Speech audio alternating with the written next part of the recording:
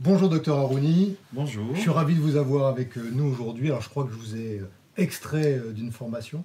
Oui. Alors j'en profite un petit peu, est-ce que vous pourriez nous dire où est-ce que vous êtes installé déjà et puis ce que vous faites? Eh bien, moi, je suis installé dans la région lyonnaise, exactement à Bourgoin-Jallieu. C'est D'accord. dans le Nord-Isère, à une trentaine de kilomètres de Lyon. Et vous êtes médecin généraliste Oui, tout à fait, je suis médecin généraliste.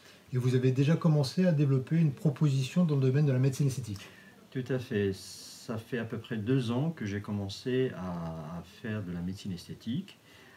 Ça a démarré parce que j'ai eu pas mal de demandes dans mon entourage et dans ma patientèle.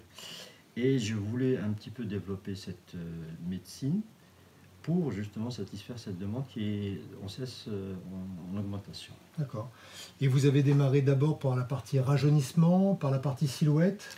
Plutôt partie silhouette, hein, parce que dans ma pratique quotidienne, il y a pas mal de problèmes, on va dire, de surpoids et d'obésité. Et surtout, on a constaté qu'il y a pas mal de patients et de patientes qui subissent des chirurgies type anogastrique, sleeve.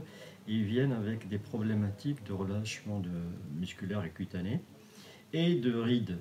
Donc l'idée m'est venue pour justement les aider en voyant quelques machines que Sésame propose, en ce qui concerne la cryolipolyse par exemple. C'est le premier dispositif que vous avez... C'est le premier dispositif que j'ai eu, c'est la cryolipolyse, effectivement. D'accord. Alors la cryolipolyse, bon, j'ai que de bons retours pour l'instant, hein, ça diminue un petit peu, j'allais dire, c'est avoir une silhouette désirée, souhaitée, sans passer par le bistouri. Ouais. Voilà ce qui est intéressant dans la machine.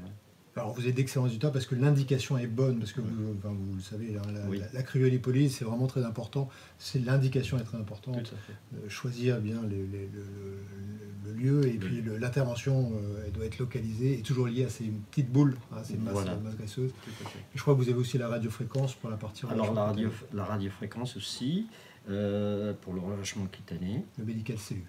Le médical cellu. Et donc, j'ai de très très bons résultats d'après mes patients. D'ailleurs, quand on fait le bilan esthétique du départ, parce qu'on calcule des indices, hein, quand on a sur les photos, d'ailleurs c'est flagrant, hein, photo des débuts, photo à la fin du traitement, c'est assez parlant, on va dire. Et des deux manières, que ce soit la cryo et la radiofréquence, c'est pas tant le poids ou quoi que ce soit, c'est la taille. Ouais. Donc les patients, généralement des patientes, me disent qu'elles rentrent beaucoup plus facilement dans leurs vêtements qu'auparavant. Alors docteur, juste une dernière question.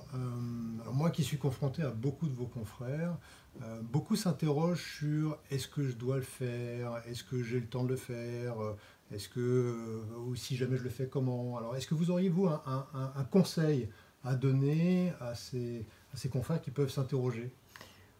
Bien sûr. Au début, il faut être motivé pour aider les personnes qui sont dans le besoin.